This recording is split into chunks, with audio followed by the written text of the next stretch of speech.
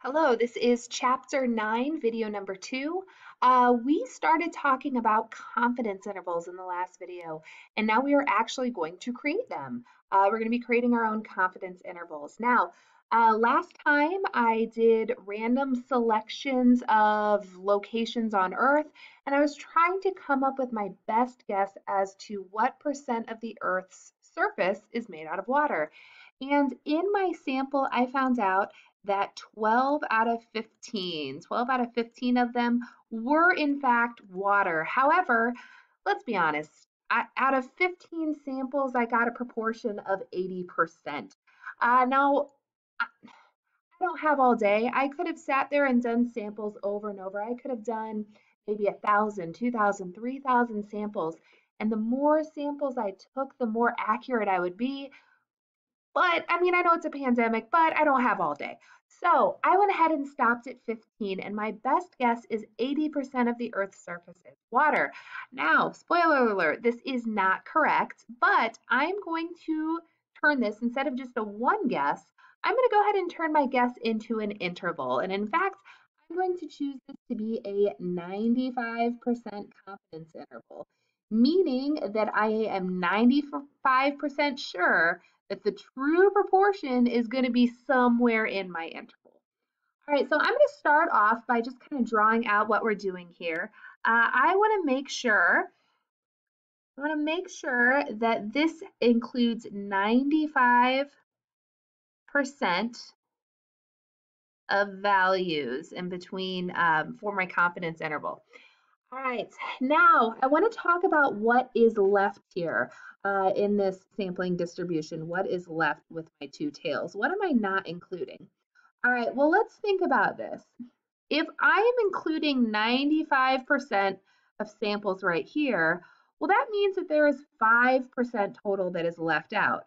Now, that's 5% for two of those, so that actually means that 2.5% is left out on this side, and also 2.5% is left out on this side. Now, back from our empirical rule, I am guessing that this is going to be probably right around -2 standard deviations away, and this one is probably going to be about 2 standard deviations away in this direction. However, I'm going to be honest, 2 was kind of an estimate as well. I'm going to show you guys how to figure out what are those actual z-scores to this direction and this direction. All right, so hang in there with me. All right, so we're going to go ahead and go on over to Desmos. I'm going to go ahead and type out we have a normal distribution here. And I'm going to go ahead and label this distribution as A. Now, what I want to do is I want to go backwards. I'm starting with a percent. I want 2.5% to be here, 2.5 to be here. So I have inverse CDF of my distribution A, and I want 0.025%. And this actually tells me that this should be -1.96 standard deviations away. So guys, I feel bad about this, but I actually lied to you earlier. 95%, technically it's not -2 standard deviations and +2 standard deviations.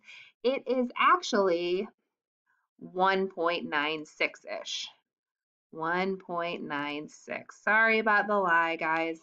I feel bad about that, but it's close enough to 2 standard deviations. So that is -1.96 standard deviations and then plus 1.96 standard deviations away. All right, so this is all good and dandy, but this does not get to the root of my problem. What I want to know is I want to say, hey, instead of my guess is 80%, I want to turn it into an interval like, hey, it's going to be somewhere in between 70% and 90%, or 65% and 95%. I want to turn this into an interval. So here is how we do this. We need to figure out what a standard deviation is. And guys, guess what? This is what we did last week.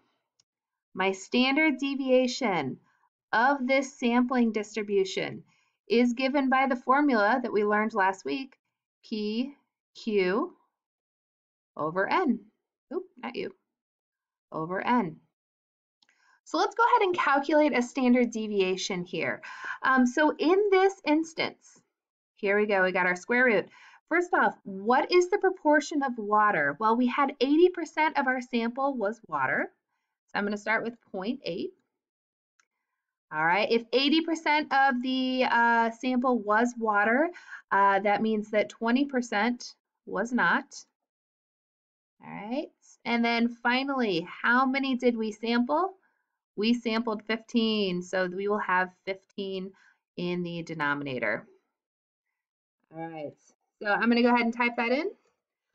Just to get an idea, we had 80% times 20% over 15. Our standard deviation is about 10%. Our standard deviation is about 10%. So 0.103 is what I'll say, 0.103. This is right around 0.103. All right, so here we go. All right, the big moment of math, and I'm actually going to type this out so this isn't as ugly as what it would typically be with me writing by hand. All right, so here we go. We need to turn this into a confidence interval. Let's go ahead and start with this one on this side. So we are taking 80%, and I want to subtract 1.96 standard deviations away. So I want to subtract 1.96 standard deviations away. Now guys, what was my standard deviation? My standard deviation was right here. That is 0.103. 0.103. All right, I'm going to go ahead and type that in the calculator and see what I come up with my left endpoint. So I had 0.80 minus 1.96 times 0.103. My lower bound is right around 60%. That is 59.8%. So my lower bound is right around 598. So the lower bound of my guess is going to be 0.598.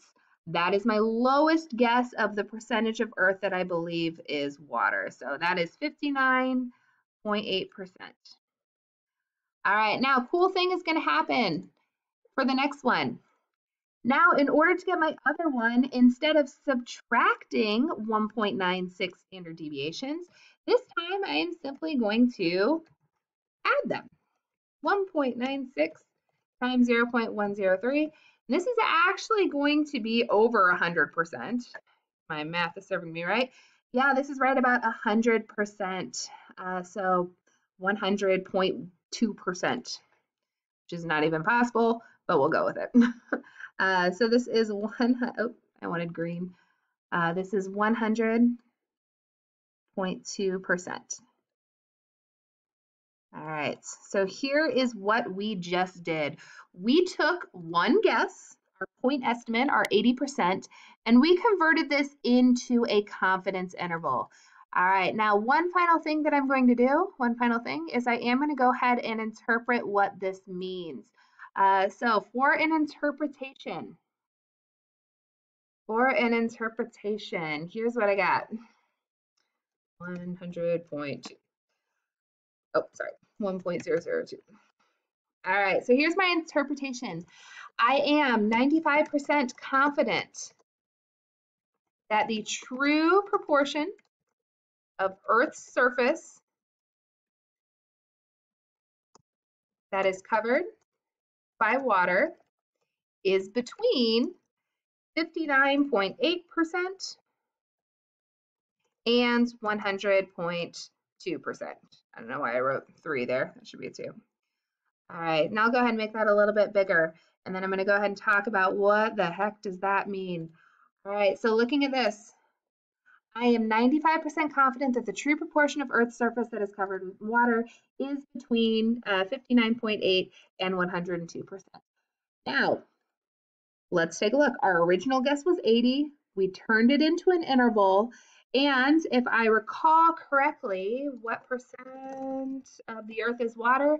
It is 71%. So yeah, 71% does fall within our confidence interval. we had a good representative sample. All right, so this is video 2. I'm going to go over another example of this. So if you need to watch video 3, I strongly recommend doing that. I will go over a confidence interval besides 95%, and hopefully that will help solidify some of this stuff. So if this was tricky for you, watch video 3 and you have this. All right, hope this helps.